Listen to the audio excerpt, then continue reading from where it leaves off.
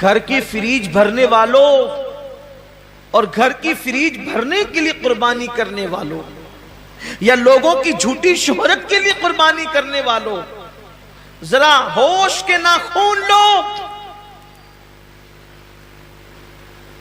یہاں تو جانور کی گردن پہ چھری ہے، وہاں تو اس نے اپنی گردن کٹائی۔ اللہ فرمائے گا تو جھوٹا ہے، بہادر کہلانے کے لیے شہید ہوا تھا، جس کے لیے تو نے یہ کام کیا تھا جا کے ان سے صلہ حاصل کر، آج تیرے لیے میرے پاس کچھ نہیں ہے۔ اور اللہ فرشتوں سے کہے گا اس بدبخت کو گھسیٹ کر کے جہنم میں لے جاؤ۔ میں یہ نہیں کہتا کہ قربانی کا گوشت گھر میں رکھنا جائز نہیں، پورا بھی رکھ سکتے ہو، لیکن اللہ کے لیے تو کوئی قربانی کرے۔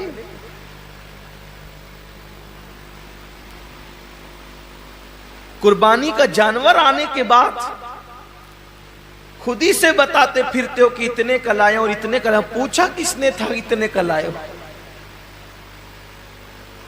اور کتنے کا بھی لائے ہو اس کو پسند آ جائے تو کامیاب ہے، ورنہ اور گوشت کی سوا کیا ہے۔ قربانی جسے کہا جاتا ہے یہ حضرت ابو الانبیاء سیدنا ابراہیم علیہ السلام کی سنت ہے۔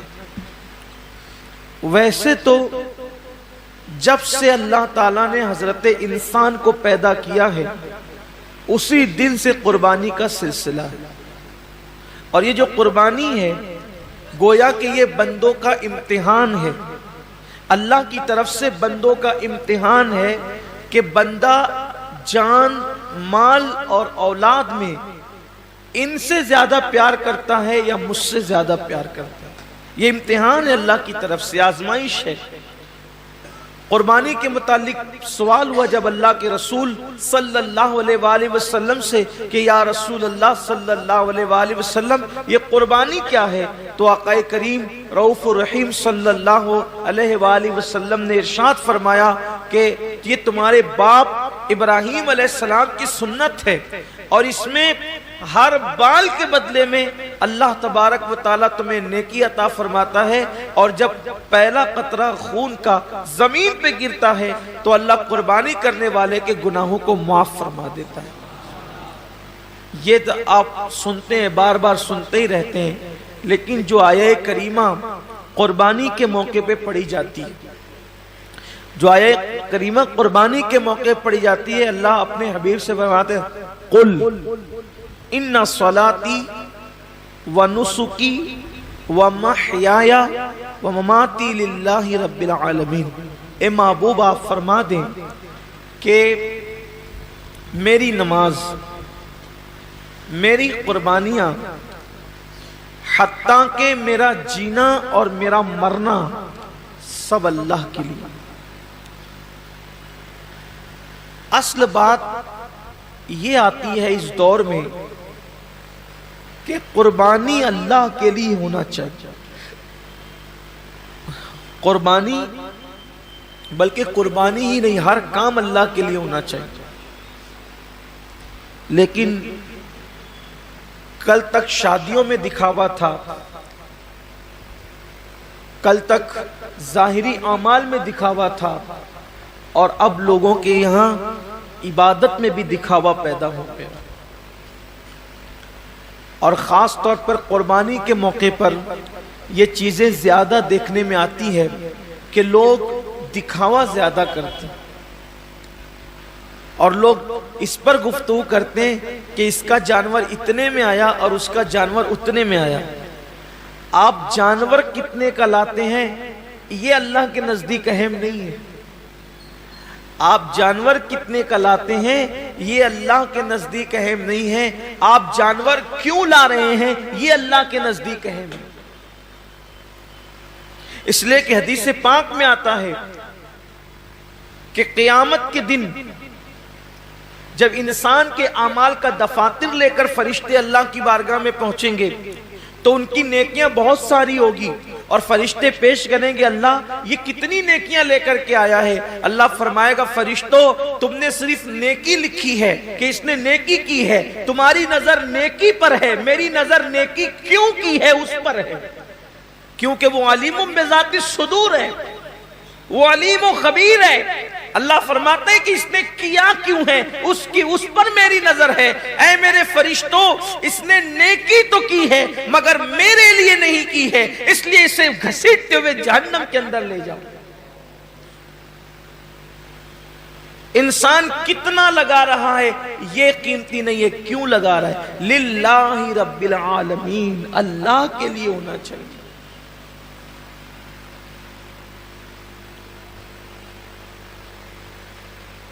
ایک مقام پر قرآن کہتا ہے کہ اللہ کے بارگاہ میں تمہارا خون اور گوشت نہیں پہنچتا قربانی کا۔ سورہ حج میں اللہ کا ارشاد ہے کہ تمہارا گوشت اور خون اللہ تک نہیں پہنچتا، اللہ تک تو تمہاری دلوں کی نیتیں پہنچتی، تمہارے دلوں کا تقوی پہنچتا ہے۔ میرے پیارے آقا صلی اللہ علیہ وسلم کے پیارے دیوانوں، آج کل قربانی اللہ ماشاءاللہ اس لیے بھی لوگ کرتے ہیں کہ گوشت کھانے ملے گا۔ گوشت تو ملنا ہی ملنا ہے، گوشت نے جانا کہاں ہے؟ گوشت جائے گا کہاں؟ گوشت تو کھانے، لیکن نیت تو اچھی کرو۔ ہمارے بزرگوں نے فرمایا کہ اعمال سیکھنے سے پہلے اعمال کی نیت سیکھا کرو، اس لیے کہ مومن کی نیت اس کے عمل سے افضل ہے۔ نیت المؤمن خیر من عملہ، مومن کی نیت اس کے عمل سے افضل ہے۔ آپ نے کبھی سوچا کہ ایک کافر 20 سال کفر کر رہا ہے، پھر بھی وہ قیامت تک جہنم میں، 20 سال ہی نہیں بلکہ سال بھر بھی کفر کرے تو بھی جہنم میں، 6 مہینہ بھی کافر رہے تو بھی جہنم، اسی حالت پہ مرا تو جہنم میں، ایک دن بھی کفر کیا اور وہ کفر پہ مرا تو جہنم میں کیوں ہے؟ اور مومن ایک دن مومن ہے اور ایمان پہ خاتمہ ہوا تو جنت میں کیوں ہے؟ عمل کی وجہ سے نہیں بلکہ نیت کی وجہ سے۔ کافر کفر پر اس لیے مرا کہ جب تک زندہ رہتا کفر پر رہتا، اس لیے ہمیشہ جہنم میں نیت کی وجہ سے، اور مومن جنت میں اس لیے ہے کہ جب تک دنیا میں رہتا ایمان پر رہتا، ایمان پر رہنے کی نیت اس کو ہمیشہ جنت میں رکھ رہی ہے۔ یہ انسان کی نیت کی اہمیت ہے، یہ انسان کی نیت کی اہمیت ہے کہ رہا تو ایک دن ایمان پر مگر نیت بھی ہمیشہ ایمان پر رہے گا، اس لیے ہمیشہ کی ایمان پر رہنے کی نیت اس کو ہمیشہ جنت میں رکھے گی، اور اس کو ہمیشہ کفر پر رہنے کی نیت اس کو ہمیشہ جہنم کے اندر رکھے گی۔ پتہ چلا کہ نیتوں پر اجر ملتا ہے۔ تو آج مومنوں کو، مسلمانوں کو نیت درست کرنے کی، جانور خریدو تو کتنا گوشت نکلے گا یہ دیکھ کر مت خریدو، بلکہ یہ اللہ کے نزدیک قبول ہوگا یا نہیں قبول ہوگا یہ دیکھ کر کے خریدو۔ آج گوشت ہی سب کچھ ہو گیا، اس لیے قربانی کی جو برکتیں ملنی چاہیے وہ برکتیں نصیب نہیں ہو رہی ہیں۔ آج میں تھوڑا سا اس پر گفتگو کرنا چاہتا ہوں نیت پر۔ نیت کا بڑا عمل دخل، جیسی نیت ہوگی، آپ نے سنا ہوگا جیسی نیت ہوگی ویسی برکت ہو۔ اور صرف قربانی ہی نہیں بلکہ سیکھ لیجئے کہ جو بھی عمل کرو اس میں نیت اچھی رکھو، اللہ کے لیے کرو، اللہ کو راضی کرنے کے لیے، کوئی اور نیت نہ ہو، خدا کی رضا ہو، رضا الہی کے لیے۔ حدیث پاک میں آتا ہے کہ بنی اسرائیل میں ایک شخص تھا، وہ راستے سے جا رہا تھا، اس نے راستے سے جاتے ہوئے ایک ٹیلا دیکھا، تو لوگ شاید محتاج تھے اس دور کے یا اس علاقے کے، اس نے سوچا کہ کاش اگر میرے پاس ٹیلے جتنا سونا ہوتا تو میں محتاجوں میں تقسیم کر دیتا۔ یعنی اس نے دل میں نیت کی، بس اللہ نے اس دور کے نبی پہ وحی فرمائی، اس سے کہہ دو کہ یہ ٹیلا سونا خیرات کرنے کا ثواب پا چکا، یہ ٹیلا سونا خیرات کرنے کا ثواب پا چکا۔ کیوں؟ اس نے نیت کی ہے۔ اور اگر بندہ سوچے کہ اگر میرے جیب میں پیسے ہوتے تو میں شراب پیتا، اور واقعی اگر ہوتے تو وہ پی لیتا، نیت کی اس نے، تو شراب پیے بغیر اب اس کو شراب پینے کا گناہ لکھ دیا جائے، اس لیے کہ وہ تو ہے ہی اس عمل کے کرنے کا مکمل طور پر اس نے عازم ہے، وہ اس نے عزم کیا ہے، لیکن چونکہ اس کی مجبوری ہے کہ اس کے پاس پیسے نہیں ہیں، اس کے پاس اسباب نہیں ہیں، یعنی کسی عورت کو دیکھے اور چند لوگ وہاں پر موجود اور انسان دل میں سوچے کہ اگر یہ مجمع نہ ہوتا، یہ بھیڑ نہیں ہوتی، یہ رکاوٹ نہیں ہوتی تو میں اس کے ساتھ بدکاری کرتا، فرمایا گیا اس کا شمار زانیوں میں ہوگا، اس لیے کہ اس نے مکمل عزم کیا ہے۔ اگر وہ رکاوٹ نہ ہو تو وہ کر گزرتا۔ تو وہاں نیت پر نیکی بھی مل رہی ہے اور نیت پر گناہ بھی مل رہا ہے، یعنی نیت سے مراد عزم گناہ پر گناہ بھی مل رہا ہے۔ میرے آقا صلی اللہ علیہ وسلم کے دیوانوں، تو اللہ کے لیے بہت ساری عبادتیں انسان اللہ کے لیے نہیں کرتا، دکھاوے کے لیے کرتا ہے یا کسی اور نیت سے کرتا ہے، تو نیکی کر کے بھی وہ نیک نہیں ہوتا، بلکہ وہ اپنے ذوق میں اپنی فکر میں نیکی کر رہا ہوتا ہے، لیکن اس کا شمار گناہ کرنے والوں میں ہوتا ہے۔ جیسا کہ ایک حدیث پاک ہے، اس کے راوی حضرت سیدنا ابو ہریرہ رضی اللہ تعالیٰ عنہ ہے۔ جب حضرت ابو ہریرہ رضی اللہ تعالیٰ عنہ تشریف لے گئے ملک شام، تو ملک شام پہنچنے پر لوگوں نے آپ سے عرض کی کہ اے صحابی رسول، اے اللہ کے رسول صلی اللہ علیہ وآلہ وسلم کے صحابی، آپ نے آقا کریم صلی اللہ علیہ وآلہ وسلم کی زیارت کی ہے، آپ ایک کام کریں کہ آپ ہمیں اللہ کے رسول علیہ السلام کی کوئی ایسی حدیث سنائیں جس پر ہم عمل کر کے نجات پائیں۔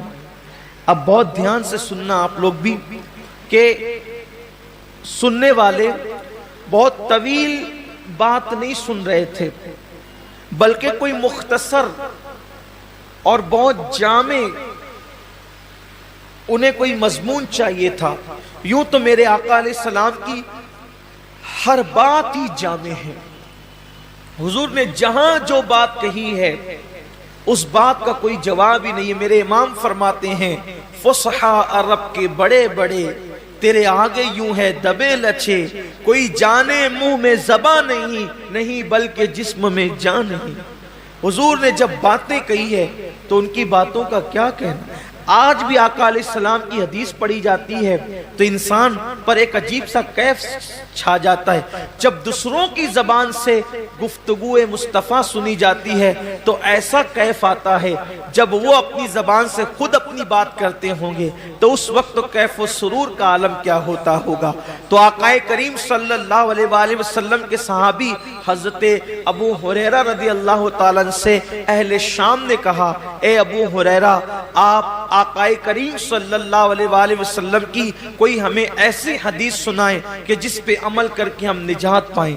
اب یعنی کہ سنا تو بہت تھا حضرت ابو ہریرہ نے، لیکن اب کوئی ایسی روایت اس میں سے نکالنا ہے جو مختصر بھی ہو اور لوگوں کے لیے راہ نجات بھی ہو۔ اللہ اکبر۔ سیدنا ابو ہریرہ گویا کہ اپنے حافظے پر جو ہے وہ زور دینے لگے کہ میرے پاس جو ذخیرہ حدیث کا میرے حافظے کے اندر ہے ان میں سے کوئی ایک ان کو سنانا ہے۔ لیکن روایتوں میں آتا ہے، راوی بیان کرتے ہیں کہ جیسے ہی حضرت سیدنا ابو ہریرہ رضی اللہ تعالیٰ عنہ کو وہ حدیث یاد آئی، وہ جس کو بیان کرنا چاہتے تھے، حضرت ابو ہریرہ صرف حدیث کا مضمون یاد کر کے بے ہوش ہو کے زمین پہ گر جاتے ہیں۔ امام غزالی رحمت اللہ علیہ لکھتے ہیں کہ مضمون حدیث یاد کر کے حضرت ابو ہریرہ زمین پہ گر گئے۔ جب آپ کو ہوش آیا، لوگوں نے پوچھا اے ابو ہریرہ کیا بات ہے؟ حضرت ابو ہریرہ فرماتے ہیں جس حدیث کو سننے کی تم بات کرتے ہو اس کا مضمون میرے ذہن میں آیا تو اسی لیے مجھ پر غشی طاری ہو گئی، اور پھر اب حضرت سیدنا ابو ہریرہ رضی اللہ تبارک و تعالی عنہ حدیث بیان کرتے ہیں۔ حضرت ابو ہریرہ رضی اللہ تعالیٰ عنہ فرماتے ہیں اے اہل شام، تم میرے نبی کا فرمان سننا چاہتے ہو تو سنو، قیامت کے دن کے بارے میں ہم سب کے آقا و مولا مصطفیٰ جان رحمت صلی اللہ علیہ وآلہ وسلم نے فرمایا کہ سب سے پہلے قیامت کے دن اللہ تعالیٰ 3 لوگوں کا حساب لے گا۔ قیامت کے دن سب سے پہلے کتنوں کا حساب ہوگا؟ 3 لوگوں کا۔ اور اللہ کے رسول علیہ السلام نے فرمایا کہ شہید، جو شہید ہوا تھا، یعنی جس نے جام شہادت نوش کیا تھا، شہادت سے بڑھ کر کوئی عمل ہو سکتا ہے؟ اس لیے کہ شہید وہ ہوتا ہے جس نے اپنی جان اللہ کے لیے ختم کر دی، یعنی جان ہی دے دی اس نے۔ شہید نے قربانی میں تو ہم جانور کی گردن پہ چھری چلاتے ہیں، شہید نے تو اللہ کے لیے اپنی گردن پیش کر دی، شہید نے اپنی گردن پیش کر دی۔ سب سے پہلے شہید آئے گا اور اللہ تبارک و تعالیٰ اس شہید کو اپنی نعمتیں یاد دلائے گا، اور نعمتیں یاد دلا کر کے اللہ تعالیٰ جب اس کو اپنی نعمتیں یاد دلائے گا تو پوچھے گا اے میرے بندے، میں نے تجھے اتنی نعمتیں دی، اب بتا تو نے میرے لیے کیا کیا؟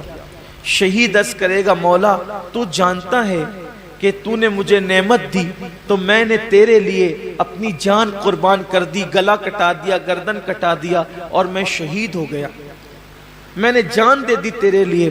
اللہ فرمائے گا تو جھوٹا ہے، اللہ فرمائے گا تو جھوٹا ہے، تو نے اس لیے گردن نہیں کٹائی تھی کہ میں راضی ہو جاؤں، بلکہ تو نے اس لیے گردن کٹائی تھی تاکہ لوگ تجھے بہادر کہیں، لوگ تجھے بہادر کہیں، بہادر کہلانے کی وجہ سے تو نے یہ کام کیا تھا، سو وہ لوگوں نے تجھے کہہ دیا اور میں نے تجھے بہادر کہلوا دیا، اس لیے آج تیرے لیے میرے پاس نہیں ہے کچھ، اور تو نے جس کے لیے عمل کیا تھا اب جا کر کے ان سے صلہ حاصل کر لے۔ گھر کی فریج بھرنے والوں اور گھر کی فریج بھرنے کے لیے قربانی کرنے والوں، یا لوگوں کی جھوٹی شہرت کے لیے قربانی کرنے والوں، ذرا ہوش کے ناخون لو۔ یہاں تو جانور کی گردن پہ چھری ہے، وہاں تو اس نے اپنی گردن کٹائی۔ اللہ فرمائے گا تو جھوٹا ہے، بہادر کہلانے کے لیے شہید ہوا تھا، جس کے لیے تو نے یہ کام کیا تھا جا کے ان سے صلہ حاصل کر، آج تیرے لیے میرے پاس کچھ نہیں ہے۔ اور اللہ فرشتوں سے کہے گا اس بدبخت کو گھسیٹ کر کے جہنم میں لے جاؤ۔ میں یہ نہیں کہتا کہ قربانی کا گوشت گھر میں رکھنا جائز نہیں، پورا بھی رکھ سکتے ہو، لیکن اللہ کے لیے تو کوئی قربانی کرے۔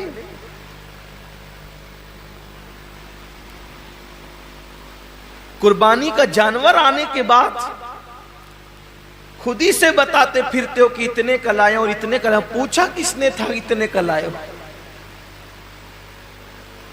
اور کتنے کا بھی لائے ہو اس کو پسند آ جائے تو کامیاب ہے، ورنہ اور گوشت کی سوا کیا ہے؟ اس کا چرچا مت کرو کہ آپ قربانی کتنے کی کریں، اس لیے کہ کبھی کبھی وہ بہت چھوٹوں کی بھی قبول کر لیتا ہے، بہت چھوٹی قربانیاں بھی وہ قبول کر لیتا ہے، وہ بہت بڑی بڑی بھی رد کر دیتا ہے۔ اللہ کے رسول صلی اللہ علیہ وآلہ وسلم نے ایک جنگ کے موقع پر صحابہ سے فرمایا کہ آج اسلام کو پیسوں کی اور چندے کی ضرورت ہے، سو لاؤ۔ اللہ نے جس کو جتنی حیثیت دی۔ ایک بوڑھی عورت کو پتا چلا کہ اللہ کے رسول نے اسلام کے لیے کچھ طلب فرمایا ہے، تو اس نے ایک یہودی کے گھر جا کر اس سے کہا کہ چند سیر کھجورے مجھے قرض دے دے، میں تجھے لوٹا دوں گی چرخہ کاٹ کے۔ اور جب وہ کھجوریں لے کر کے آئی تو سرکار کے ہاتھوں میں دے دیا. اللہ کے رسول نے فرمایا کہ جتنا یہ ڈھیر لگا ہے نا چندے کا، اس کی 2 کھجوریں سارے ڈھیر پہ رکھ دو. کمیت میں زیادہ نہیں تھی وہ، یعنی کوانٹیٹی میں زیادہ نہیں تھی، بہت مختصر سی کھجوریں تھی، لیکن سب کے صدقے پر، سب کے چندے پر اس کا چندہ ملا کر کے رکھا گیا. پوچھا گیا یا رسول اللہ سب کا ایک ایک جگہ رکھا اور اس کا سب پر پھیلا دیا؟ حضور نے فرمایا اس بڑھیا کا اخلاص اتنا ہے کہ اس کے صدقے میں اللہ نے سب کا قبول کر لیا ہے. بات کوانٹیٹی کی نہیں ہے، کوالٹی کی ہے. بات کوالٹی کی ہے. اگر آپ 70,000 کا جانور بھی خرید کر کے لائیں، نیت اچھی نہیں ہے تو آپ 7,000 والے سے آگے نہیں بڑھ سکتے، اور 7,000 والے کی نیت اچھی ہے تو وہ 70,000 والے سے آگے ضرور بڑھ جائے. نیت بہت اچھی ہونی چاہیے، نیت کے اندر کوالٹی ہونی چاہیے. تو حضرت سیدنا ابو ہریرہ رضی اللہ تعالیٰ عنہ فرماتے ہیں کہ وہ شہید ہوگا، شہادت کے بعد بھی اس کو جہنم میں لے جائے جائے. پھر فرماتے ہیں ایک دوسرا بندہ اللہ کی بارگاہ میں آئے، اور آنے کے بعد وہ بندہ جب حاضر ہوگا تو اللہ رب العزت اس کو اپنی نعمتیں یاد دلائے گا. اور جب اللہ تعالیٰ اس کو اپنی نعمتیں یاد دلائے گا تو اللہ فرمائے گا کہ بندے تو نے میرے لیے کیا کیا؟ تو وہ جواب دے گا مولا میں نے علم حاصل کیا، علم پڑھا، اور علم سے میں نے خوب خدمت کی، تلاوت قرآن کی اور پڑھا پڑھایا، سب کچھ کیا، اپنا وقت دیا، وقت لگایا. اللہ فرمائے گا تو جھوٹا ہے، تو اس لیے تقریریں کرتا تھا، علم پڑھاتا تھا، خطابت کرتا تھا، تلاوت کرتا تھا کہ لوگ تجھے عالم کہے، قاری کہے، سو تجھے کہلوا دیا گیا. آج تیرے لیے ہمارے پاس کچھ نہیں ہے، جن کے لیے کیا تھا انہی سے صلہ مانگ. اور اللہ فرمائے گا اس کو بھی منہ کے بل گھسیٹتے ہوئے جہنم میں لے جاؤ. یعنی جس نے علم پڑھایا تھا، رات رات بھر مطالعہ کیا تھا، دن بھر لوگوں کے درمیان جا کر کے علوم حاصل کیے تھے، علم حاصل کیا تھا، لوگوں کے پاس سیکھا بھی تھا، سکھایا بھی تھا، تلاوتیں بھی کی تھی، لیکن اس کو وہاں کوئی صلہ نہیں ملے گا، اس لیے کہ اللہ کی رضا نہیں تھی، نیت اچھی نہیں تھی. آج آپ دیکھیں کہ ہماری نیتیں کہاں تک مخلص ہیں، ہماری نیتوں میں کہاں تک اخلاص ہے. قرآن تو کہہ رہا ہے وَمَحْيَايَ وَمَمَاتِي لِلَّهِ رَبِّ الْعَالَمِينَ کہ جینا بھی اللہ کے لیے اور مرنا بھی اللہ کے لیے. یہاں تو چند تھوڑی بہت عبادت بھی اللہ کے لیے نہیں کر سکتے، بلکہ حد تو یہ ہے کہ لوگ جنازے میں بھی جاتے ہیں تو اللہ کے لیے نہیں جاتے. حد تو یہ ہے کہ لوگ الیاذ باللہ جمعہ کی نماز میں بھی آتے ہیں تو لوگ سوچتے ہیں کہ کچھ لوگ مجھے دیکھ لیں کہ میں بھی مسجد میں آیا.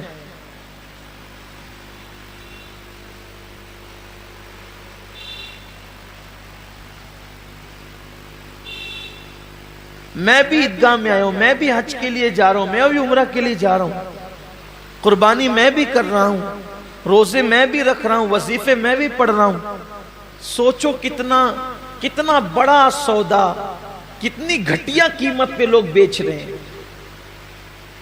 عبادت اللہ کی ہے، صلہ انسان سے لینا ہے. اور انسان کی اوقات کیا ہے کہ انسان کسی انسان کو صلہ دے سکے. اللہ کی عزت کی قسم، ایک مرتبہ لفظ اللہ کہنے کا صلہ پوری کائنات نہیں ہو سکتی. اس کا نام زبان پر آیا، اس کا صلہ کائنات کی تمام نعمت نہیں ہو سکتی. اللہ کی عبادت کا صلہ اللہ کے سوا کوئی نہیں دے سکتا. تو بندوں کو چاہیے کہ بندے جب اللہ کی عبادت کریں تو نیت خالص کریں اور سوچے کہ بس اللہ مجھ سے راضی ہو جائے. اسی لیے تو جنگ تبوک کے اندر جن صحابہ نے شرکت کی، جنگ تبوک کے اندر جو صحابہ شریک ہوئے تھے ان کو جیش الاسرت کہا جاتا ہے، تنگی والے فوجی۔ بلکہ وہ تنگی کا حال یہ تھا جنگ تبوک کے اندر، مورخین نے یہاں تک لکھا ہے کہ ایک ایک کھجور کو 8 مجاہدین استعمال کرتے تھے۔ سیدنا فاروق اعظم کے حوالے سے بیان ہوتا ہے کہ وہ ان کی باری جب آتی تھی کھجور کھانے کی تو چوس کر کے دوسرے کو دے دیتے تھے، کھاتے نہیں تھے کہ ایک کھجور نے تو 8 لوگوں نے استعمال کرنا ہے تو آخر ملے گا کتنا، تو چوس کے دے دیتے تھے اور پانی پہ اکتفا کرتے تھے۔ سفر لمبا، فوجی زیادہ، تنگی ہے، حتیٰ کہ جانوروں کو باندھنے کے لیے رسیاں نہ تھی تو کچھ خواتین نے اپنی چوٹیاں بھی کاٹ کر کے دے دی کہ اس بالوں کی رسی بنا کر کے جانور کو باندھ دینا۔ یہی وہ جنگ ہے جس میں صدیق اکبر نے پورا مال لا کے دیا، حضرت فاروق اعظم نے آدھا مال لا کر کے دیا۔ بڑی تفصیل ہے جنگ، بہت دشواری والا سفر تھا جنگ تبوک کا۔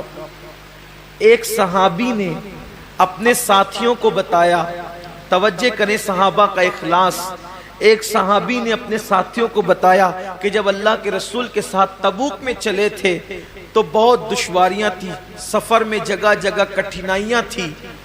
یہ تو ان کی زبان سے نکل گیا سفر تبوک کی مشکلات، لیکن اسی بتانے پر پوری زندگی روتے تھے کہ میں نے کیوں بتایا، سفر تبوک کی مشکلات کیوں بتایا، سفر تبوک کی تکلیفیں کیوں بتایا، سفر تبوک کی مصیبتیں کیوں بتایا۔ لوگ کہتے ہیں آپ نے لوگوں کی ترغیب کے لیے بتا دیا کہ ہم نے اتنی مصیبتیں اٹھائی سفر تبوک میں تاکہ لوگوں کو بھی جذبہ پیدا ہو کہ وہ دین کی راہ میں تکلیفیں اٹھائیں۔ فرماتے ہیں میں اس پر ڈرتا ہوں کہ میں نے جو سفر تبوک کی تکلیفیں بتائی ہے اللہ مجھ سے ناراض ہو کر کے میرا وہ سفر رد نہ کر دے اور اس کا اجر اللہ تعالیٰ ضائع نہ کر دے۔ یہ ان کا اخلاص تھا، یعنی اللہ کی راہ میں وہ جو مصیبتیں اٹھاتے تھے اس کو بھی کسی سے بیان کرنے کو خلاف ادب تصور کرتے تھے۔ اللہ کے لیے جو کیا وہ اس کو چھپانا ہی چاہتے تھے، اللہ کے لیے جو کیا وہ اس کو پردے ہی میں ڈالنا چاہتے تھے تاکہ ان کا اجر ضائع نہ ہو۔ اور یہاں تو حال یہ ہے کہ کیا اللہ کے لیے ہے اور اس کی تشہیر تو ہونی ہی چاہیے۔ ابھی آپ دیکھیے گا کہ قربانیوں کے جانوروں کی تصویریں بھی واٹس ایپ پر آئے گی،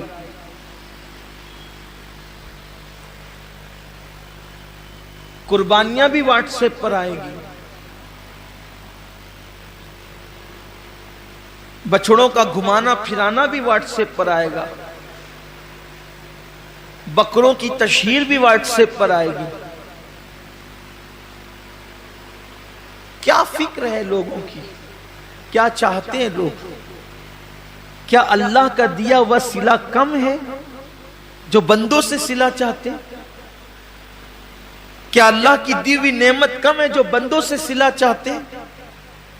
ارے بندہ کیا دے گا صلہ، اور بندہ اگر کسی کو دے بھی تو اپنی اوقات کے مطابق دے گا، اللہ کسی کو صلہ دے تو اپنی شان کے مطابق عطا فرمائے۔ تو جس نے اپنی شان کے مطابق دینا ہے صلہ اس سے لینا ہے، تو لوگوں کو چاہیے کہ وہ اللہ کی رضا کے لیے کرے۔ تو وہ جو علم والا بندہ ہے اللہ فرمائے گا کہ تو نے میرے لیے نہیں کیا بلکہ عالم کہلانے کے لیے کیا، علم والا کہلانے کے لیے کیا، خطیب کہلانے کے لیے کیا، ادیب کہلانے کے لیے کیا۔ ارشاد ہوگا اس کو بھی منہ کے بل گھسیٹتے ہوئے جہنم میں لے جاؤ۔ حضرت سیدنا ابو ہریرہ فرماتے ہیں تیسرے بندے کو لایا جائے گا، جب وہ تیسرا بندہ آئے گا تو وہ تیسرا بندہ اللہ فرمائے گا میں نے تجھے نعمتیں دی تھی بندے، بتا تو نے کیا کیا، اے بندے تو نے کیا کیا، میں نے تجھے نعمتیں دی تھی۔ وہ عرض کرے گا مولا تو نے جو مجھے دولت دی تھی میں نے خوب لٹایا تیری راہ میں۔ اللہ فرمائے گا تو جھوٹا ہے، تو اس لیے دولت خرچ کرتا تھا، پیسے نکال نکال کر دیتا تھا کہ لوگ تجھے سخی کہیں، سو میں نے تجھے کہلوا دیا، آج تیرے لیے میرے پاس کچھ نہیں۔ جن لوگوں کے لیے تو نے یہ کام کیا تھا جا کے صلہ ان سے لے لے، اور اس کو بھی منہ کے بل گھسیٹتے ہوئے جہنم میں ڈالا جائے۔ یہ حدیث جب بھی پڑھی جاتی تھی سیدنا ابو ہریرہ جب بھی پڑھتے تھے تو اتنا روتے تھے ایسا لگتا تھا جیسے کہیں روتے روتے ان کی جان نہ نکل جائے۔ روتے روتے ان کی روح نہ پرواز ہو جائے. لوگ دعائیں کرتے تھے کہ کاش ابو ہریرہ چپ ہو جائیں کہ پہلے 3 لوگوں کا حساب ہوگا اور تینوں کے پاس کتنے بڑے بڑے اعمال ہوں گے. ایک کے پاس شہادت، دوسرے کے پاس علم، تیسرے کے پاس سخاوت. لیکن اللہ تعالیٰ تینوں کو جہنم میں داخل فرمائے گا صرف اس وجہ سے کہ انہوں نے یہ کام اللہ کے لیے نہیں کیا تھا. آج کتنا اللہ کے لیے ہو رہا ہے دیکھ لیں آپ. حج کو دیکھ لیں، زکوٰۃ کو دیکھ لیں، قربانی کو دیکھ لیں، صدقات کو دیکھ لیں، مسجدیں بنانے کو دیکھ لیں، مدرسے بنانے کو دیکھ لیں. آپ دیکھ لیجئے حضرت سیدنا داتا علی حجوری رحمت اللہ علیہ فرماتے ہیں کہ میں نے اپنی کتاب پر چاہا تھا کہ میں اپنا نام نہ لکھوں، کشف المحجوب پر مصنف میں اپنا نام نہ لکھوں، لیکن پھر سوچا اپنا نام نہیں لکھوں گا تو کتاب غیر معتبر ہو جائے گی، پتہ نہیں کس کی ہے. تو اس ڈر سے لکھ دیا کہ معتبر ہو جائے تاکہ لوگ میری بات مان لیں، ورنہ ڈر لگتا ہے کہ کہیں میری کتاب پر میرا نام لکھنے سے اللہ میرا اجر ضائع نہ کرے. بہت سارے بڑے بڑے ہمارے اسلاف ہیں، بڑے بڑے بزرگ ہیں، انہوں نے خود کتابیں لکھی، اپنا نام نہیں لکھا، اپنے شاگردوں کے نام سے منسوب کر دیا. بلکہ خود اعلیٰ حضرت رضی اللہ تعالیٰ عنہ کے دادا، انہوں نے ان کے متعلق ایک بہت بڑے عالم دین نے مجھے بتایا کہ خطبے کی کتاب انہوں نے خود لکھی مگر اس کو اپنے نام سے شائع کرانے کی بجائے اپنے شاگرد کے نام سے شائع کرا دیا. یہ اللہ والوں کی شان ہے کہ اپنے اعمال لوگوں کے نام سے شائع ہو جائیں تاکہ ضائع ہونے سے بچ جائے، کیونکہ اللہ تو دیکھ رہا ہے، صلہ تو اللہ نے دینا ہے. لیکن آج حال یہ کہ انسان یہ چاہتا ہے کہ سب کا کہ اعمال ہم اپنے نام کر لیں. اب تو حالت یہ بھی کتابیں خرید کر کے اپنے نام سے چھپائی جا رہی ہے. لوگ لکھنے والے باصلاحیت لوگوں کو الا ماشاءاللہ پیسے دے دیتے اور وہ مسودہ خرید لیتے ہیں اور اپنے نام سے شائع کرا دیتے. میں کہاں اللہ والوں کی وہ ذات کہ اپنی کتابیں دوسروں کے نام سے شائع کرا دی تاکہ اجر ضائع نہ ہو، اور اب کہاں حالات یہ کہ دوسروں کی کتابیں اپنے نام سے شائع کرا دی، دوسروں کے کلام اپنے نام سے شائع کرا دی. اس کا مطلب اخلاص رخصت ہو رہا ہے. لوگوں کے نزدیک اللہ کی رضا کی اہمیت نہیں رہ گئی، لوگوں کے نزدیک رضا الہی کی اہمیت نہیں رہ گئی. اور اللہ رب العزت اپنے محبوب سے فرما رہا ہے وَمَحْيَايَ وَمَمَاتِي لِلَّهِ رَبِّ الْعَالَمِينَ. حبیب اعلان کر دیے کہ زندگی بھی خدا کے لیے ہے اور موت بھی خدا کے لیے. اور یاد رکھنا، اپنی گفتگو کو سمیٹتے ہوئے کہہ رہا ہوں، جس کام میں اللہ کی رضا ہوگی یا اللہ کی رضا کی نیت ہوگی، جس کام میں اخلاص ہوگا، اس کام میں اللہ رب العزت کی رضا شامل ہوگی تو اس میں اللہ کی طاقت اور قوت بھی شامل ہوگی. جس کام میں خلوص ہوگا اس کام میں خدا کی طاقت بھی شامل ہوگی.